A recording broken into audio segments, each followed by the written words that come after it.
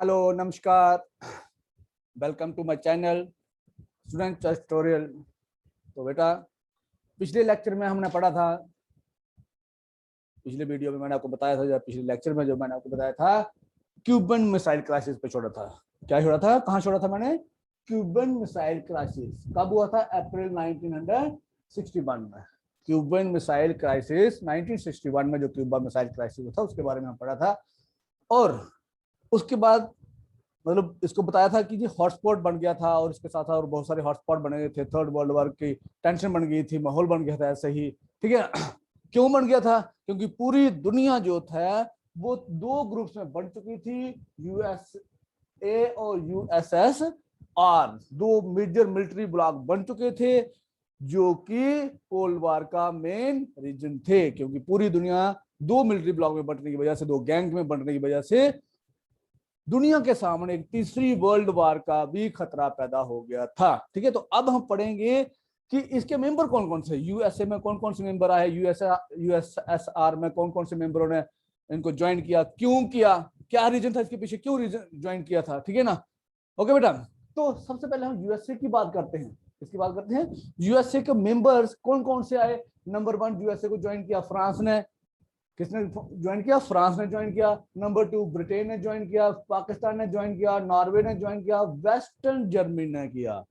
ठीक है। और भी बहुत सारे थे। अगर आप एनसीईआरटी की बुक देखो तो वहां पे एक इमेज बनी है, एक पिक्चर बनी है, जिसमें वर्ल्ड के मैप को येलो और रेड कलर में किया गया है। ठीक है ना। तो जो येलो कलर वाले हैं, वो सारे मेंबर्स, वो कंट्रीज जो है वो किसके मेंबर्स हैं? वो यूएसए के मेंबर्स हैं, जो यूएसए के यानी कि साथी है।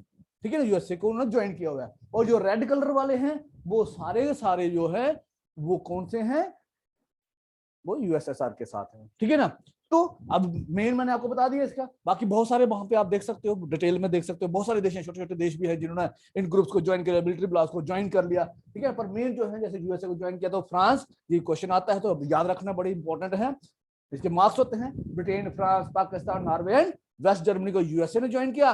और यूएसएसआर को ज्वाइन किया सबसे पहले वेस्ट जर्मनी ने ज्वाइन कर लिया यूएसए को, तो ईस्ट जर्मनी ने ज्वाइन कर लिया यूएसएसआर को। ठीक है। फिर नंबर 2 आता है बुल्गारिया।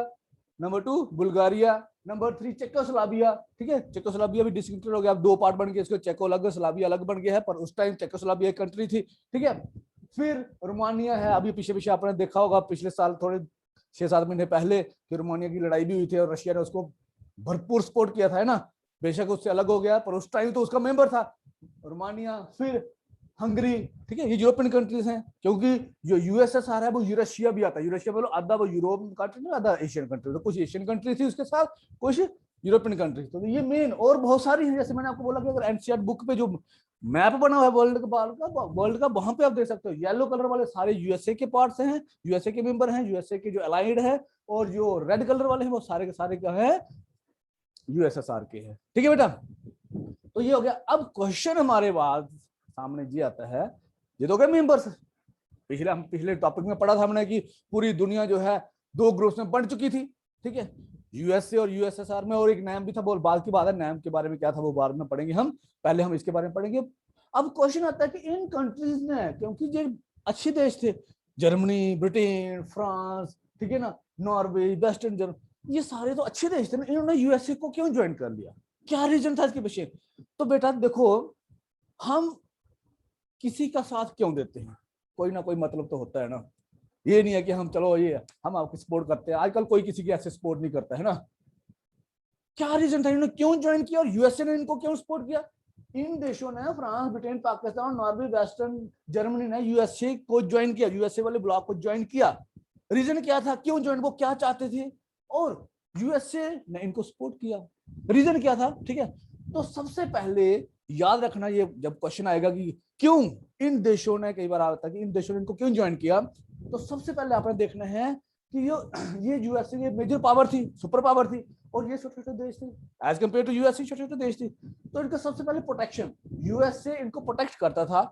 ठीक है। अब बोलो सर जी पहले ही इतने बड़े ताकतवर देश थे तो इनको किसकी बात की प्रोटेक्शन थी? अरे प्रोटेक्शन तो जरूरत थी ना, क्योंकि छोटे देश थे। तो ये इन्होंने इस ग्रुप को ज्वाइन कर लिया कि हमें प्रोटेक्शन मिले अपनी नेबरिंग कंट्री से, कि हमारे जो विपरीत आइडियोलॉजी वाली कंट्रीज है वो हमारे ऊपर अटैक ना कर जाए। अगर वो हमारे ऊपर अटैक करेंगी तो यूएसए सपोर्ट करेगा, ठीक है। फिर मिलिट्री इक्विपमेंट्स, मिलिट्री इक्विपमेंट मतलब यूएसए के पास एटॉमिक बम थे, आपको जो आगे डिटेल में बताएंगे कि यूएसए ने एटॉमिक बम, फिर आगे फार्मूला किसको दिया, क्या था, ये आगे आना है, ठीक है। पर मिलिट्री इक्विपमेंट इनके पास इतने हथियार नहीं थे, तो अगर कोई अटैक करता इनके ऊपर तो यूएसए इनको मिलिट्री सपोर्ट भी करता।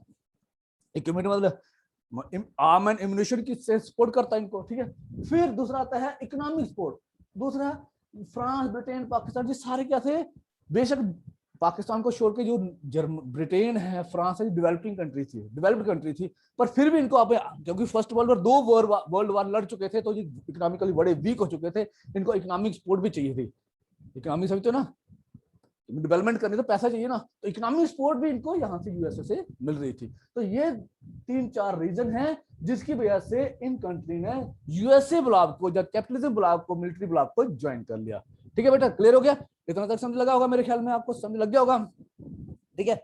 अब बात आती है कि यूएसएसआर जो ग्रुप था, ब्लॉक था, उसको ईस्ट जर्मनी ने ज्वाइन किया, बुल्गारिया ने ज्वाइन किया, चेकोस्लोवाकिया ने ज्वाइन किया, रोमानिया ने ज्वाइन किया, हंगरी ने, और भी बहुत सारी कंट्रीज है, इन्होंने इस ग्रुप को ज्वाइन कर लिया। इनको क्या रीजन था, यूएसएसआर ने इनको सपोर्ट क्यों की? क्वेश्चन है कि यूएसएसआर ने इनको सपोर्ट क्यों की? सबसे पहले देखिए लोकेशन।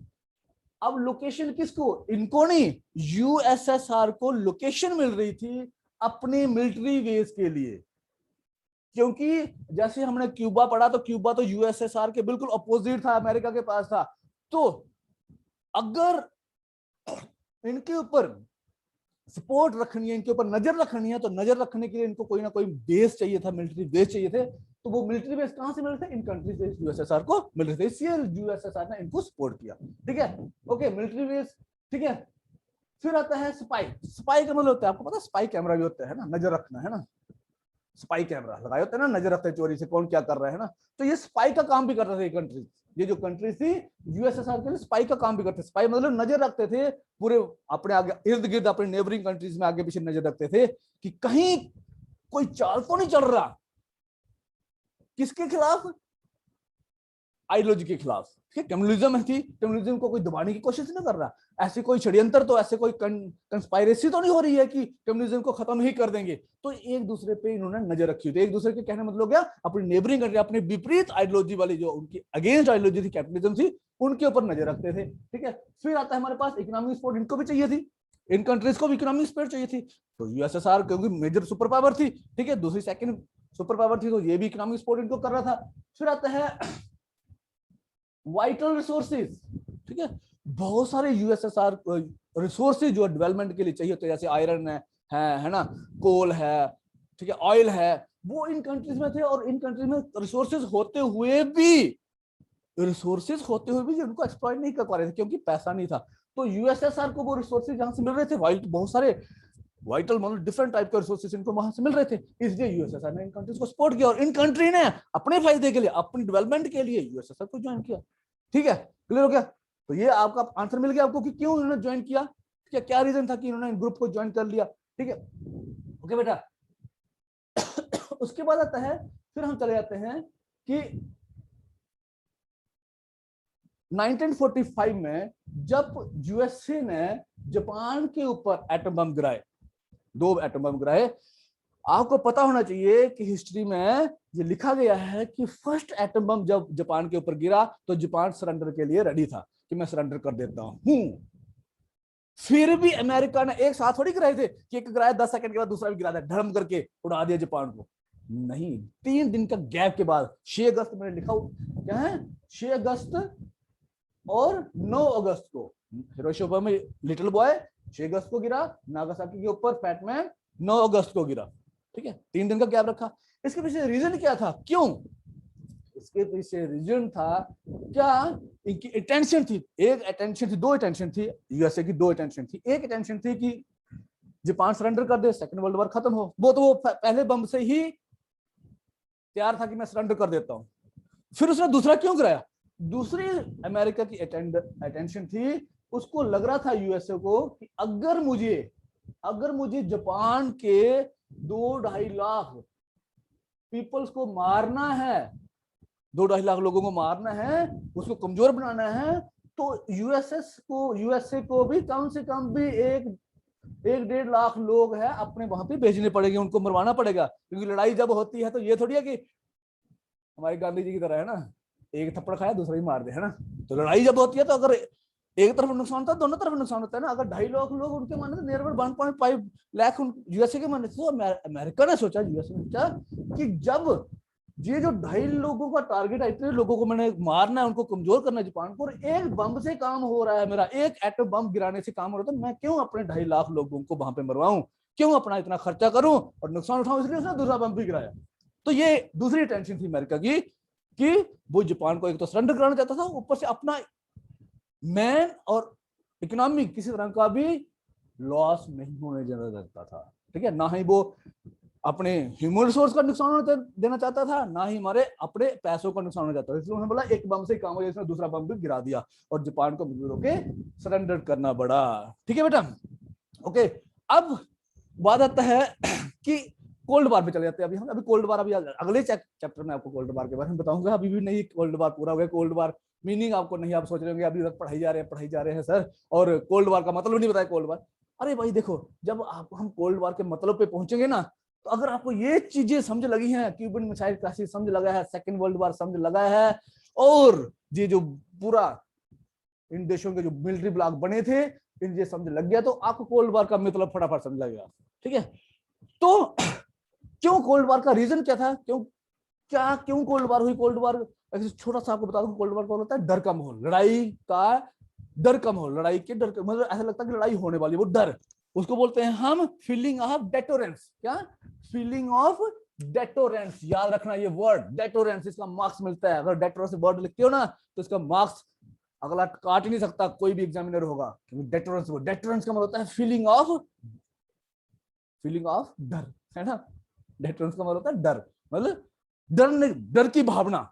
ठीक है, जब डर की भावना थी इनके बीच में कि अब किसकी बात की डर की, दोनों तो पावरफुल थे ना, मिलिट्री ब्लॉक थे दोनों, किस बात का डर था, डर इनको इस बात का था कि दोनों ही कंट्री को पता था कि, क्या पता था, यूएसए को पता था कि मैंने 2 एटॉमिक बम जापान के ऊपर गिराए थे, तो उसका इतना लॉस हुआ था, और यूएसए को भी पता था और यूएसएसआर को पता कि एट प्रेजेंट हमारे पास सैकड़ों के हिसाब से एटॉमिक वेपन्स हैं, और वो भी कितने गुना, 1000 टाइम पावरफुल। उस टाइम के 1945 वाले जो एटॉमिक वेपन थे, उससे 1000 टाइम वो ज्यादा पावरफुल थे, और वो अगर हम एक दूसरे के ऊपर छोड़ेंगे तो हमारा तो नामो निशान ही मिट जाएगा ना। तो ये डर उनको सता रहा था,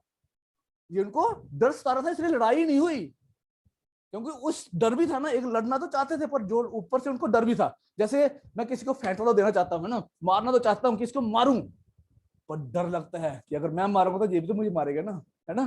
तो वो डर बैठ जाता है ना, मतलब वो टेंशन वाला माहौल तो होता है कि लड़ाई वाला, मैं लड़ाई करूं, पर डर ये होता है कि मेरा भी नुकसान होगा, फेंटा मुझे भी पड़ेगा, मार मुझे भी पड़ेगी, मैं क्यों मार रहा हूं। तो वो डर वाला माहौल है ना, तो वो डर वाला फीलिंग ऑफ डेटोरेशन वो पैदा हो गई थी, उसी को बाद में कोल्ड वॉर का नाम दिया। ठीक है, फीलिंग ऑफ डेटोरेंस को कोल्ड वॉर का नाम मिल गया बाद में।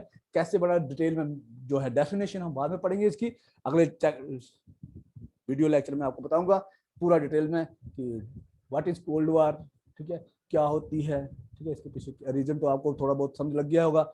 तब तक के लिए नमस्कार।